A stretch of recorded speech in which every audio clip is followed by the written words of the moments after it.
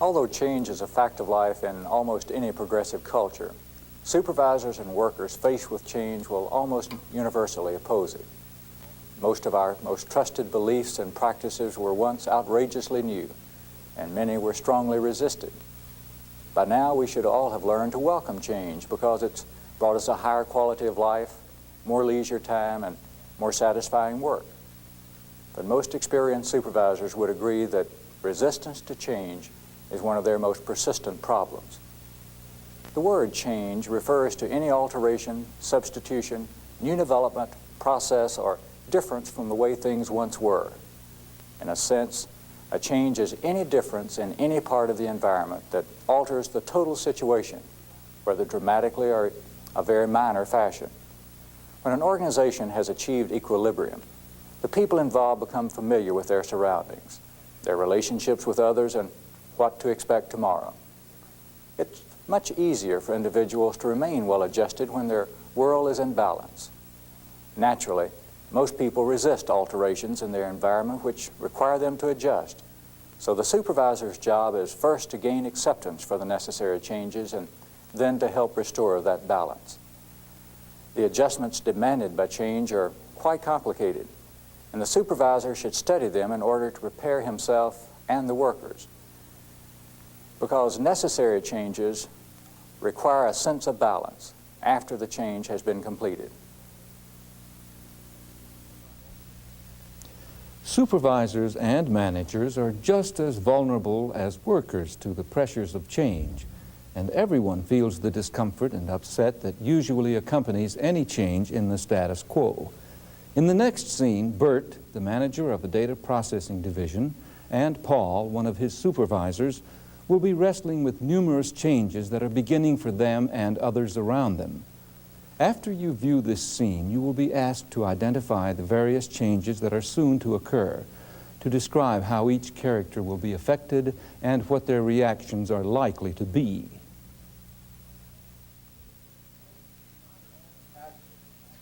I heard the sound of that bat cracking against that ball, and I knew it was a goner. The look on BJ's face was as surprised as the coach's.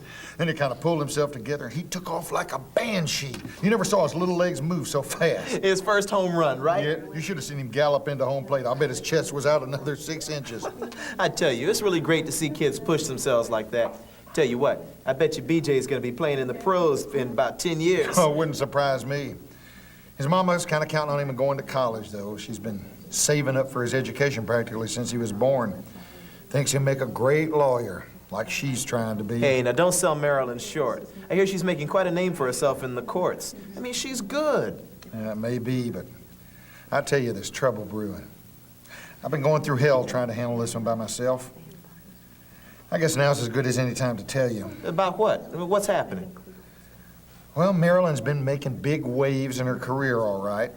Now she's got this incredible offer from a big law firm in San Francisco. They want her out there next month. Man, you got to be kidding. I wish I was. Well, now, Bert, that means you'd have to pack up and leave here. Well, that's a decision I've got to make. You know, Marilyn's from California. She's always wanted to go back there. Her folks are retired. They're still there. She says she's going and taking BJ with her.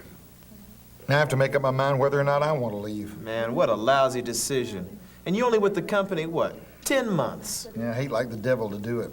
But I've about made up my mind that I've got to go. Those two just mean too much to me. And Marilyn's worked so hard for this success. It's finally coming to her after all these years. You, of all people, with a liberated wife. Now, how'd that happen? I don't know. Busy with my own career, I guess. So tell me, Bert, what's going to happen with your position? I tell you, I wouldn't mind stepping into that job of yours. Well, I got to go see Willis tomorrow about leaving, and when I do, I've got to make a recommendation for my replacement, or we have to go outside. Well, I tell you, look at this, man. It's 1:15. I was supposed to have a counseling session at 1 with one of my favorite employees. Gotta run, Bert. Hey, keep me posted on that job, okay? Okay, Paul.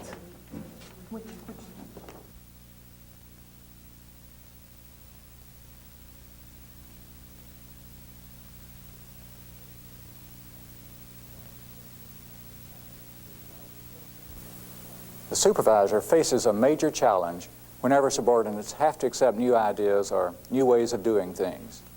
Now, why is this the case? Well, there are some common reasons that human beings resist change. First are economic reasons. When workers worry they might lose their job.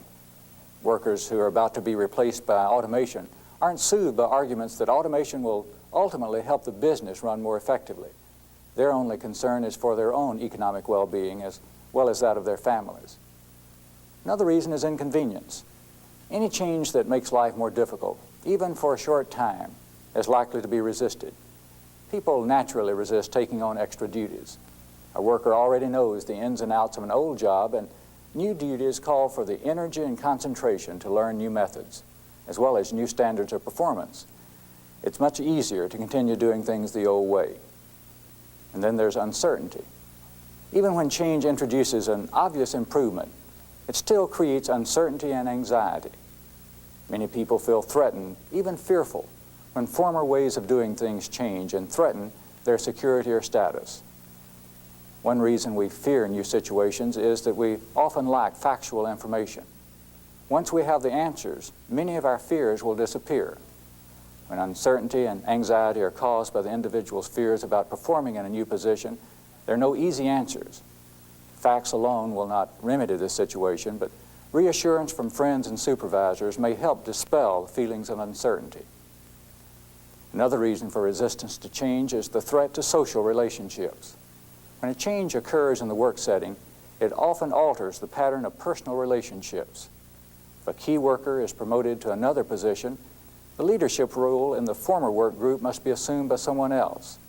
If a new supervisor comes into the business, new relationships must be formed and old ones are disrupted. Every new supervisor must go through a lengthy period of orientation before being fully accepted by the new group.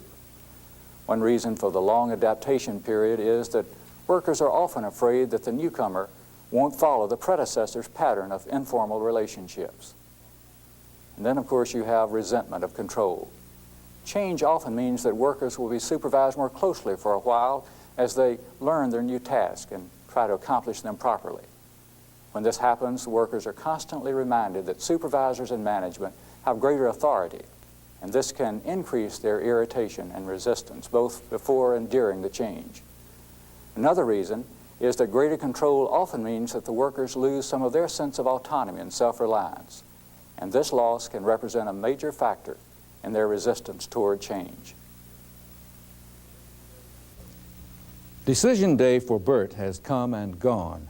As he begins the implementation of some changes that are going to affect a number of people at work, he must be sensitive to all the reasons that one resists change as he tries to smooth the way for the transitions ahead. So there you have it, Mary. I'm about to pull up roots and transplant my family 3,000 miles away. I hope I can find a good situation. I hear the job market is tough. Hey, with your experience, Bert, you shouldn't have any problems at all. But what about your function here? Have you and Willis made any decisions on that yet? Well, that's why I called you in, Mary. We want to promote from within, and you're our choice. Of all our supervisors, you seem to have the best handle on the functions here.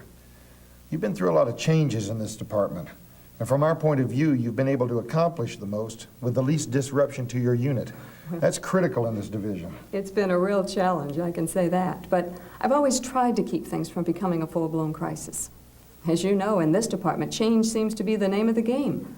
I've had to learn to handle it. Well, I'm sure our other supervisors can learn a lot from you. I hope so. Well, yes, Bert, I would like to take on the job. I've wanted more responsibility, but, well, to be honest with you, I was beginning to wonder if there was ever going to be anything more in the company for me. Well, we think you're ready now. A year ago, Willis wasn't so sure. I explained to him about all the contributions you'd made. He was very impressed. I think you'll find it very supportive working with him. That's good.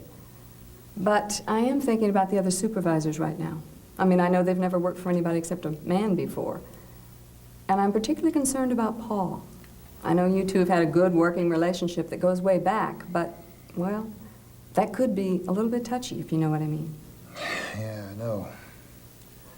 Well, Willis wants to talk to you probably about the same thing we've been talking about. I think you'll find that guy has a lot more heart than he seems to most of the time. Well, okay. I'm ready. We were hoping you would be. I guess I better go talk to Paul. We'll get together this afternoon. There's a lot to go over. Good, thanks. We now know Paul has some hopes for a promotion and that the choice of Mary may be quite a shock to him. How would you handle a meeting between Paul and Bert in which Bert breaks the news to him? The objective will be to get Paul's commitment to work with and support Mary in her new managerial role.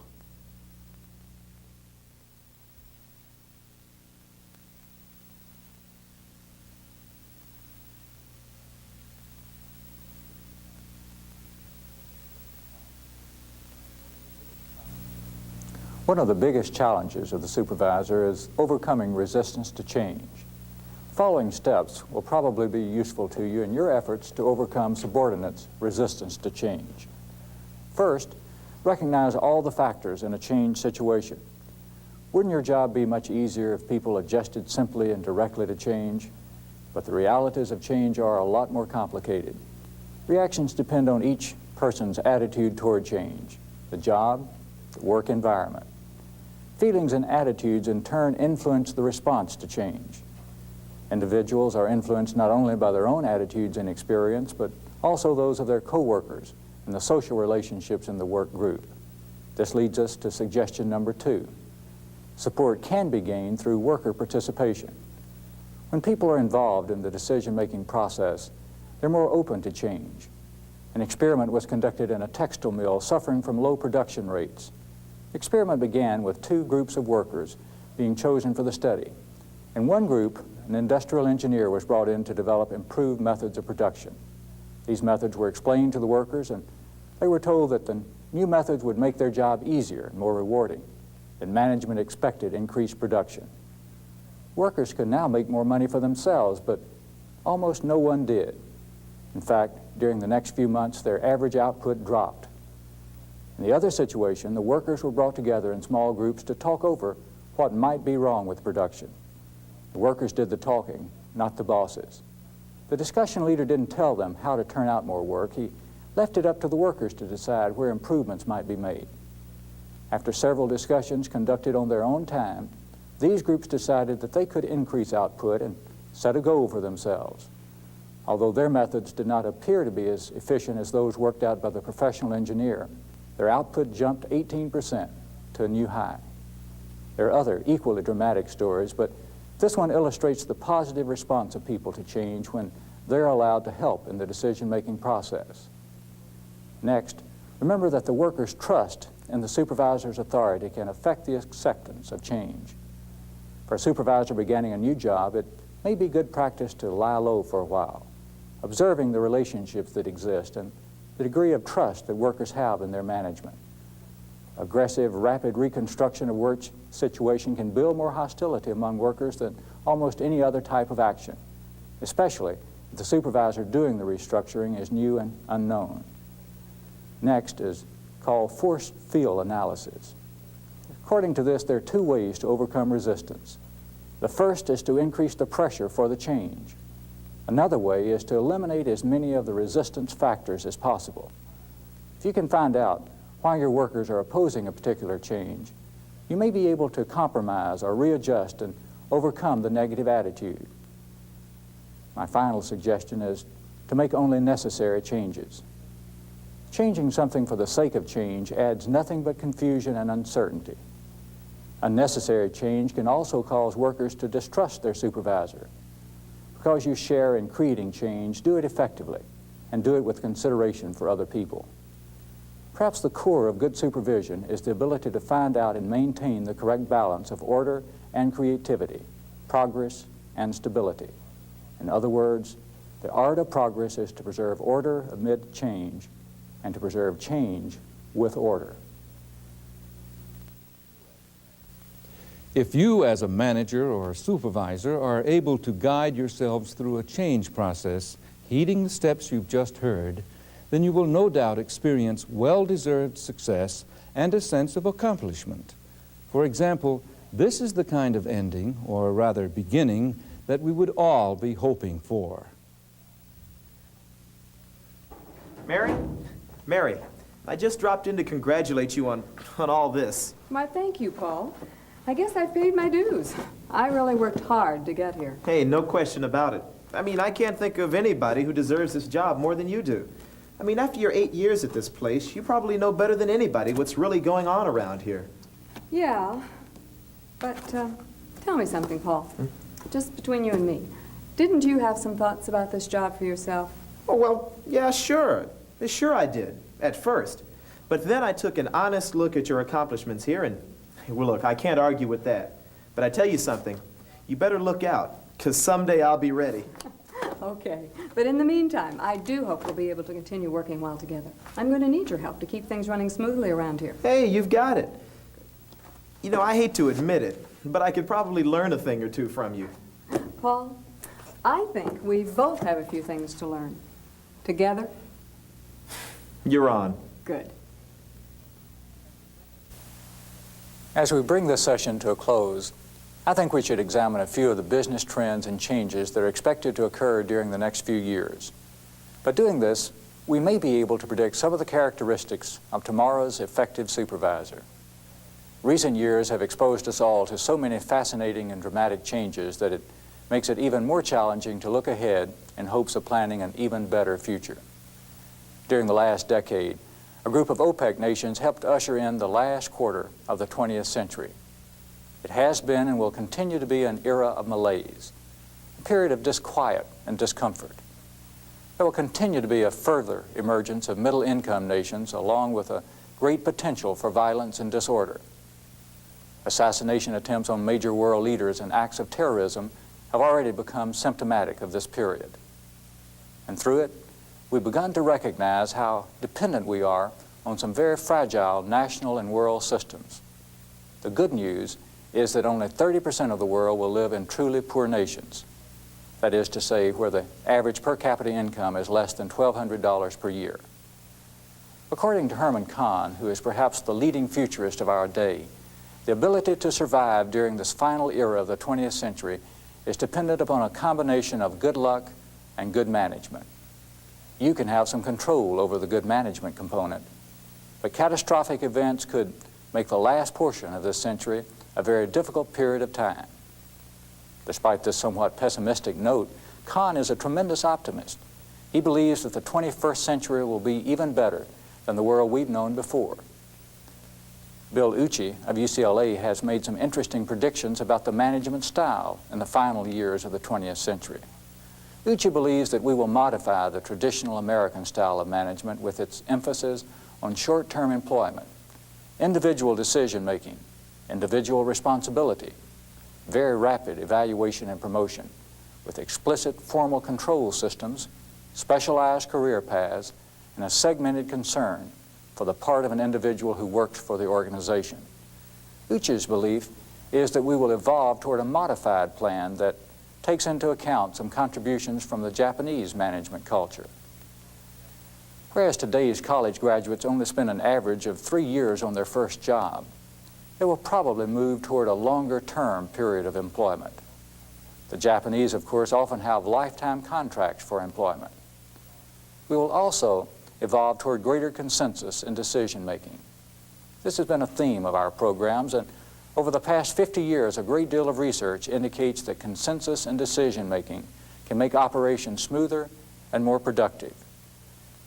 Peter Drucker suggests that the greatest contrast between management decision-making in the United States and in Japan is that we believe that if the appropriate information is given to the right individual, that individual should make a decision quickly. The Japanese take much longer and involve many more people in the process. Once, however, they've made a decision, they can move quickly toward implementation, while we often worry with resistance to change and selling the concept. While the Japanese emphasize group or collective responsibility, individual responsibility is very much a part of our culture and will continue to be so. We believe that an individual shall get the credit when something goes right or when it goes wrong. Because of slower economic growth and an unusually large number of individuals in the 25 to 45 category, workers can expect much slower evaluation and promotion throughout the future. During the next decade, individuals will probably have to wait twice as long on average for promotion as they did during the previous decade. We will probably develop some more implicit and informal control systems like the Japanese, but we'll still have some very explicit formalized measures to keep people or programs from getting too far off course. Whereas we'll have more specialization in career paths than the Japanese, we'll probably experience broader career paths as economic growth continues to be rather slow. Finally, employers are taking a more holistic concern for their employees, recognizing the importance of physical fitness, financial security, and family considerations for employment, taking care of the spouse, and recognizing child care needs. If you look at very progressive U.S. companies, you'll already see that many of these trends are in place. A Harvard philosopher, Alfred North Whitehead, once said, "It's the business of the future to be dangerous." But later he added, "There's absolutely no inevitability as long as we're willing to consider alternatives." We hope that this discussion will help you consider some of the alternatives that lie ahead and to realize, as a Chinese proverb suggests, all the flowers of all the tomorrows lie in the seeds of today. Human beings have the unique ability to help create the kind of future they want. We wish you much success in the challenge of inventing a happy and successful future.